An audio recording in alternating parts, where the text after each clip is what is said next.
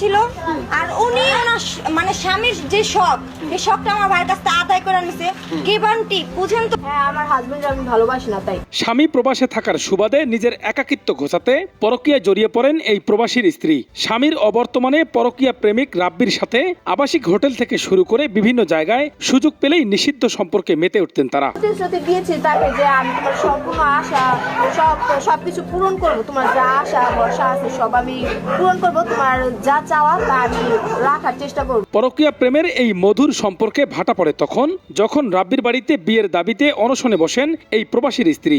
রাব্বির বোনের দাবি আমার ভাই অবিবাহিত, সে কেন এই বিবাহিত মেয়েকে বিয়ে করবে। কিন্তু রাবেয়ার দাবি রাব্বি যখন তার কাছে সুযোগ সুবিধা নিয়েছে তখন কেন ভাবেনি যে সে বিবাহিত।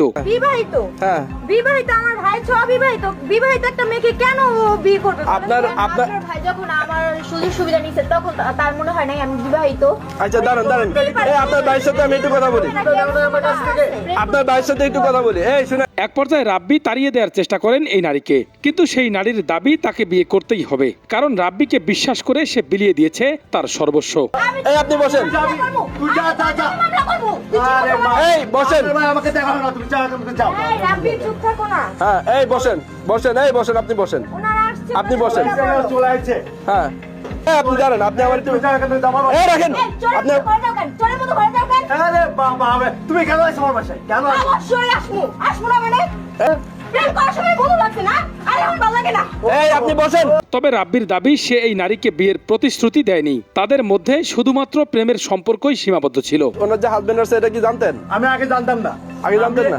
আমি যদি আগে জানতাম তাহলে ওনার সাথে আমি রিলেশনে যাইতাম না, ওনার সাথে কোনো সম্পর্কে যাইতাম না। কিন্তু প্রবাসীর স্ত্রীর বক্তব্যে উঠে আসে চাঞ্চল্যকর তথ্য। তার দাবি এই পরক্রিয়া প্রেমের সম্পর্ক গড়ে ওঠার পর রাব্বির সব আশা পূরণ করেছে সে, এমনকি বিভিন্ন সময়ে তাকে দিয়েছে মোটা অঙ্কের টাকা। এদিকে টাকা নেয়ার বিষয়টি প্রথমে অস্বীকার করলেও পরে তা স্বীকার করেন প্রেমিক রাব্বি। আমার হাজবেন্ডের যা টাকা আছে সব আমার অ্যাকাউন্টে। তো আপনার হাজবেন্ডের টাকা দিয়ে আপনি আপনার প্রেমিকার আশা ভরসা পূর্ণ করবেন, এটাই প্রতিশ্রুতি দিচ্ছেন? হ্যাঁ আমার হাজবেন্ড আমি ভালোবাসি না তাই। আরে ভাই কে বলছে? ওর কথা কি সব কি সত্য নাকি মিথ্যা কথা বলতেছে? আমি এক টাকাও খাইনি তার। আর এক টাকা পর্যন্ত আমি খাই নাই। এক টাকাও খাই না না, আপনি কোনো টাকা পয়সা খাই নাই। আগেও তো তোমার 4 লাখ টাকা দিছি, দেই নাই? তোমার অ্যাকাউন্টে 4 লাখ টাকা যায় নাই? কই যে টাকা খাইছে? ও খাইছি ভালো হয়েছে। ও খাইছে, কি সমস্যা কি? খাইছি। তবে রাব্বি ও তার বোনের পাল্টা যুক্তিতে হতবাক হয়ে যায় উপস্থিত সবাই, কারণ তাদের এই পরক্রিয়ার প্রেমটি ছিল চুক্তিভিত্তিক একটি সম্পর্ক। রাব্বির দাবি সে টাকা নিয়েছে, কিন্তু তার বিনিময়ে সে প্রবাসীর স্ত্রীকে বুঝতে দেয়নি স্বামীর অভাব। প্রবাসীর স্ত্রীর স্বামীর সকল দায়িত্ব পালন করেছে সে, শারীরিক সুখ থেকে শুরু করে যখন যা বলেছে তখন তাই করেছে প্রেমিক রাব্বি।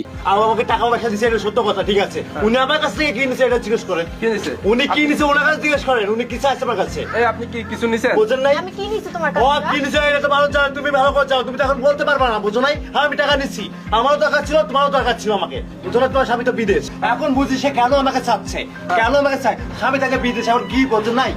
আপনি সাংবাদিক, আপনি কি বলছেন না যে কি চায় আমার কাছে?